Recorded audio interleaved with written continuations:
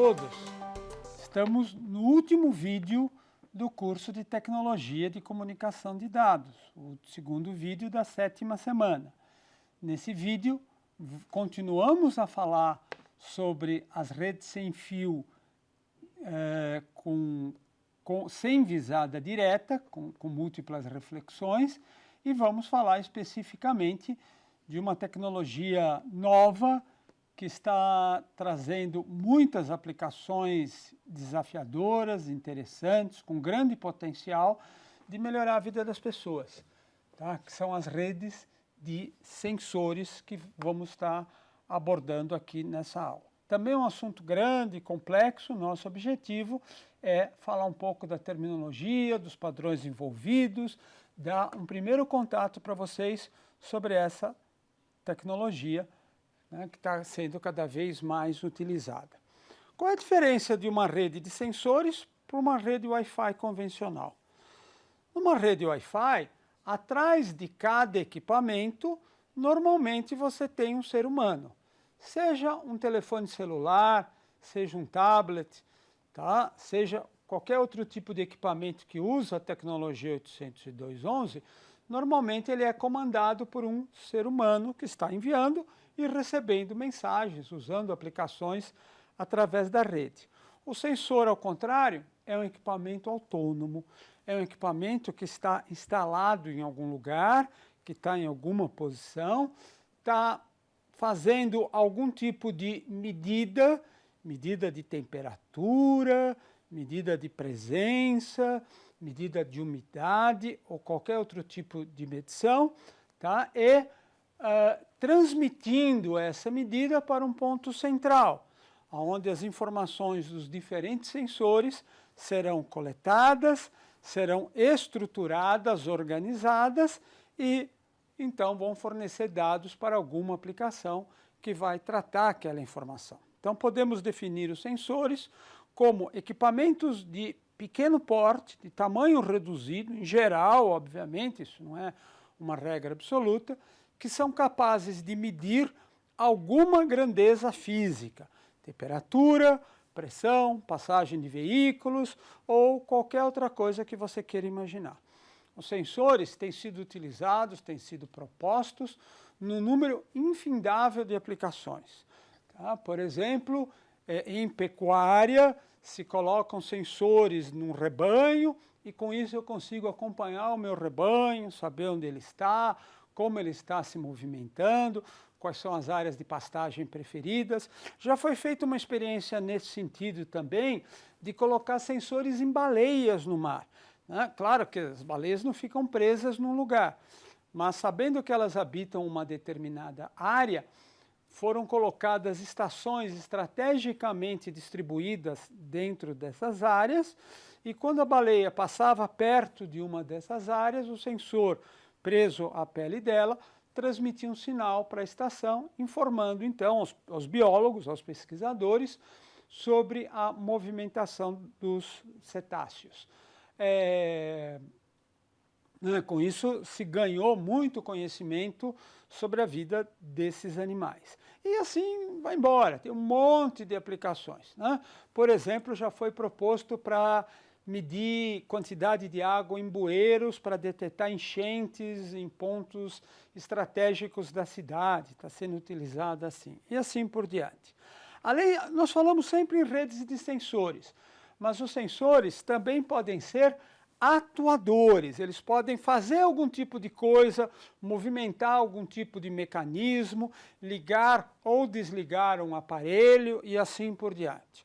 Quer dizer, a comunicação não é unidirecional, não é só do sensor para o ponto central, mas também nesse tipo de rede pode haver comunicação do ponto central para o atuador, para que ele tome alguma ação, realize alguma atividade. Tá? E também é possível ter sensores e atuadores fixos ou sensores e atuadores móveis. Já foi proposta esse tipo de tecnologia de sensores móveis, por exemplo, para controle de tráfego aéreo. Saber onde estão aviões localizados próximos a um aeroporto e coordenar as operações de aterrissagem e de decolagem desses aviões, mesmo que eles estejam se movendo em alta velocidade. O importante é que os sensores são elementos autônomos. Eles não dependem da rede, não dependem de alguma pessoa para falar, agora envie mensagem. Não, eles estão fazendo isso o tempo todo.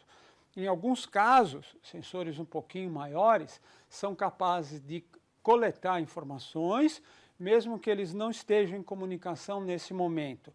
Eles podem armazenar essas informações numa memória, é o caso das baleias, e quando houver possibilidade, quando se conseguir estabelecer a comunicação, então eles transmitem a informação para o processamento num ponto central. Tá? Existem basicamente dois tipos de redes aqui, dois tipos de sensores, dois tipos de filosofia. Uma, que são as redes de área pessoal, onde você tem transmissões em distâncias bem curtas, tipicamente 30 metros, 20, 30 metros de distância. Tipicamente a região de uma sala, a região de um escritório, uma área pequena, e o sensor tem uma potência de transmissão pequena, e, consequentemente, ele pode transmitir a sua informação a pequenas distâncias, e se eu tiver uma outra rede numa sala vizinha, uma não vai incomodar a outra, uma não vai ter potência para causar interferência na outra rede. Ou então, existe uma tecnologia de redes de sensores que tem cobertura metropolitana, que tem cobertura de uma grande área. Nós distribuímos coletores em pontos geograficamente selecionados, mais ou menos como as estações radiobase de uma rede de telefonia celular, e conseguimos dar cobertura, por exemplo, para uma frota de veículos que está se movendo numa cidade. Em tempo real eu sei como estão esses veículos, aonde eles estão e assim por diante. Tá? Para fazer isso existe uma tecnologia proprietária, mas que já é bastante utilizada em vários lugares do mundo, inclusive já é disponível aqui em São Paulo, chamada Sigfox, tá? E existe também uma tecnologia proprietária, uma tecnologia aberta, padronizada, chamada LoRa, onde você tem comunicação, então, dentro de uma área metropolitana com seus sensores. Tá? Bem, basicamente, você vai ter, então, os sensores espalhados numa certa área. O que é interessante, todos eles mandam informação para um ponto central, que geralmente é chamado de sink. Sink em inglês é ralo, pia, alguma coletora, alguma coisa assim. Tá? Todas as informações sempre se dirigem para aquele ponto. Aqui está mostrando só enviando para o sink, mas nada impede que você tenha um atuador e que também o sink seja capaz de enviar mensagens para esse atuador. O que é interessante é que para a gente cobrir uma área, cada um dos sensores funciona também como um retransmissor, funciona como uma rede mesh, tá? Onde eu posso, então, estar transmitindo as mensagens através de múltiplos caminhos. A grande dificuldade do sensor sempre é energia, sempre é bateria. E na maioria das aplicações, você trocar a pilha, trocar a bateria de um sensor não é viável. Você nem sabe mais onde ele está, ele pode estar se movimentando. Acabou a bateria, acabou o sensor, ele não serve mais para nada, é jogado fora. Tá? Então você precisa tentar fazer com que essa transmissão seja o mais econômica possível em termos energéticos, de tal maneira que a sua rede possa sobreviver pela maior quantidade de tempo. Tem aqui alguns exemplos, que eu peguei algumas fotos aí da internet, de vários tipos de sensores. Sensores de luz, sensores de som, de ruído, sensores de distância, sensores de campo magnético, de aceleração e assim por diante. Tá? Normalmente ele vai ter, então, a antena, que é a parte que faz a comunicação externa, em alguns casos, inclusive, é ótica. Podemos ter comunicação via infravermelho. Os circuitos de transmissão de radiofrequência, o codificador e o modulador, um pequeno processador digital, memória, se for um caso, e, em alguns casos, interfaces analógicas, tipo RS-232 ou USB, para testes locais, para ligação local de um determinado equipamento. Tá? As redes de sensores são chamadas genericamente de redes de sensores sem fio, ou Wireless Sensor Networks. Suas principais características são o consumo de energia é muito limitado. A bateria tem um certo tempo de vida e, como dissemos, muitas vezes é inviável trocar essa bateria. Tá? Mesmo que uma boa parte dos nós não esteja funcionando, é interessante ter a maior redundância possível, a maior quantidade possível de caminhos para a mensagem chegar até o sync. Dessa maneira, você tem alternativas de roteamento. Por qualquer um dos caminhos que esteja disponível, você consegue fazer com que a sua mensagem chegue até o sync. Os sensores, muitas vezes, utilizam, para economizar uma bateria, uma estratégia de períodos dormentes.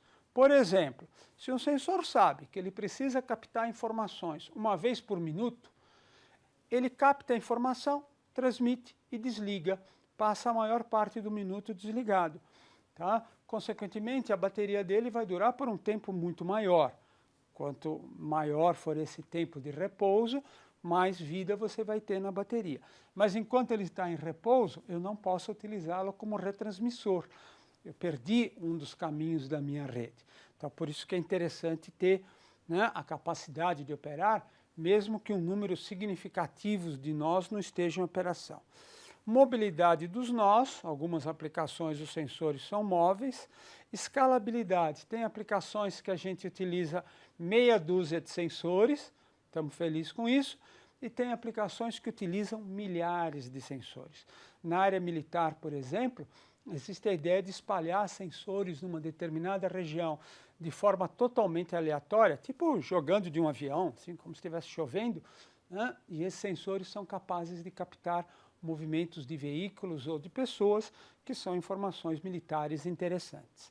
Tá? A cobertura é variável em função da quantidade de nós, normalmente um roteamento multissalto, as mensagens vão passando pelos roteadores intermediários, capacidade de trabalho em áreas externas, a maioria das aplicações o sensor vai ficar exposto ao clima, deve suportar esse tipo de situação.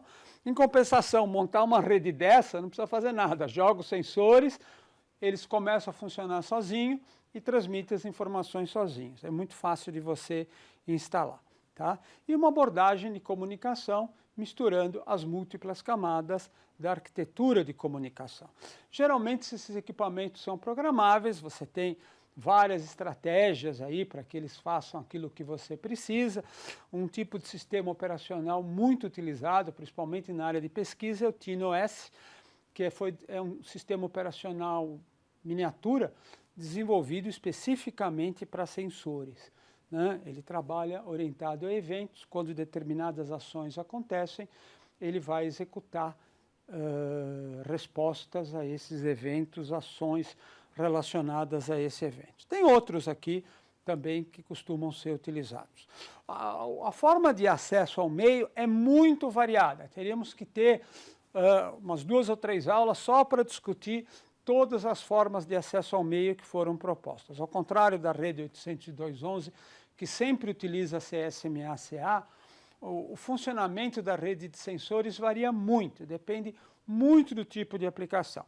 Pode utilizar desde protocolos baseados em contenção, como a LoRa, o CSMA, que nós já mencionamos, até protocolos baseados em polling, quer dizer, a estação só envia mensagem quando ela for questionada. E dentro desses há uma série de variações que são rapidamente mostradas nessa figurinha. Tá? Existem 2 padrões para redes de sensores que são mais conhecidos, que costumam ser mencionados e vale a pena destacar. Um é o padrão que utiliza o Zigbee, né, um tipo de transmissor padronizado e que constitui uma rede dentro do padrão 802.15.4. Lembra que eu tinha comentado com vocês que o padrão 802.11 é para redes Wi-Fi, o padrão 802.15 para redes de área pessoal. Tá? O Zigbee é sinônimo do padrão 802.15.4. Se você quiser, pode pegar esse padrão também no site do I3E, excelente leitura aí para o feriado, para um fim de semana. Tá? O nome Zigbee é um nome comercial, também é uma aliança, mais ou menos como o Wi-Fi, né? Mais ou menos equivalente. Ele pode trabalhar em operação estrela ou peer-to-peer. Tá? nas configurações em estrela, as transmissões são sempre feitas através de um nó central. Opera sem contenção, existe um coordenador da comunicação. No modo peer-to-peer, tá? As estações podem se comunicar diretamente entre si, as suas comunicações não precisam passar pelo nó central, mas ainda assim existe a função do coordenador e as estações precisam receber autorização do coordenador para poderem se comunicar através da rede. Aí está falando da configuração em estrela, os dois modos de operação, sincronizado pelo coordenador ou não sincronizado pelo coordenador, quando elas podem acessar o meio em qualquer instante, tá? E obviamente nesse caso existe a possibilidade de colisão, duas estações tentarem transmitir ao mesmo tempo. No modo sincronizado não, a estação espera pela autorização do coordenador e aí, dentro do que foi programado, ela transmite a sua mensagem. O outro padrão é o 802.15.1, que define o uso do chip chamado Bluetooth, bastante conhecido hoje em dia, né? Quem não ouviu falar em Bluetooth, mas pouca gente sabe que existe um padrão também por trás dele, o 802.15.1. Também é um padrão com baixa taxa de transmissão, baixo custo, para redes de área pessoal, não é para grandes distâncias, né? É para distâncias da ordem de dezenas de metros. Ele tem 3 classes de operação com alcances de 10, 100, 10 e 1 metro, conforme o caso. E opera na faixa de 2.4 GB, mas evita a interferência com Wi-Fi usando canais diferenciados. Só para comparar a capacidade de transmissão. Esses 3 padrões que estão aqui, essas 4 primeiras linhas, são Wi-Fi, esta linha é o Bluetooth, tá? E esta linha é o Zigbee. Tá?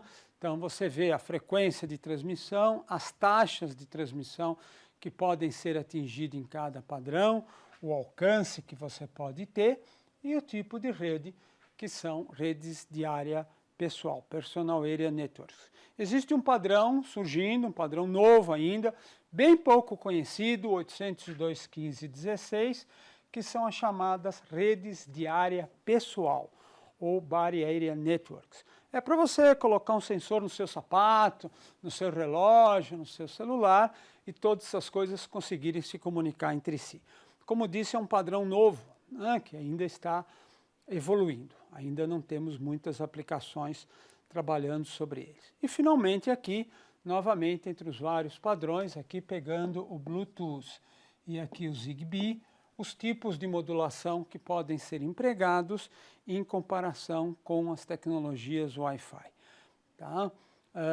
Já falamos sobre técnicas de modulação, né? Você vê que normalmente você não está usando aqui técnicas de mais alto desempenho, como 64 QAM, porque normalmente nesse tipo de padrão você tem taxas mais baixas. Se você está lendo a temperatura uma vez por minuto, com alguns bits por segundo, você consegue transmitir essa informação periodicamente para o seu nó central. Bem, as redes de sensores estão crescendo, estão se falando muitas novas ideias, certamente aí nos próximos 5, 10 anos nós vamos ver muitas novidades em relação a essas redes. Eu tenho certeza que se vocês pegarem esse vídeo, especialmente esta aula, daqui 5 a 10 anos, vocês vão falar, pô, muita coisa mudou, a evolução não foi bem por aí, surgiram coisas novas, porque o desenvolvimento nessa área é bastante intenso realmente, muitas novidades estão surgindo. Claro que é uma área desafiadora, muito interessante, quem quiser explorar um assunto ainda quase que virgem, quase que novo, vamos dizer assim, tem aí um grande desafio pela frente. Eu gostaria, terminando esta série, de agradecer a audiência de todos vocês, a participação de todos aqueles que acompanharam os 14 vídeos que nós gravamos para o curso de Tecnologia de Comunicação de Dados. Espero que esses vídeos tenham sido úteis e tenham complementado as informações que vocês leram no material de cada aula, no material de apoio e tenho, pelo menos em parte, satisfeito a curiosidade de vocês, o interesse profissional de vocês sobre tecnologia de comunicação de dados. Certamente poderemos nos encontrar em outras ocasiões. Como eu já disse, meu nome é Wagner Zuck, sou professor da Escola Politécnica do Departamento de Sistemas Eletrônicos e, se houver interesse de algum contato, por favor, através do pessoal da Univesp, a gente está à disposição para tirar qualquer dúvida, resolver qualquer situação. Muito obrigado a todos, espero revê-los em breve. Até logo.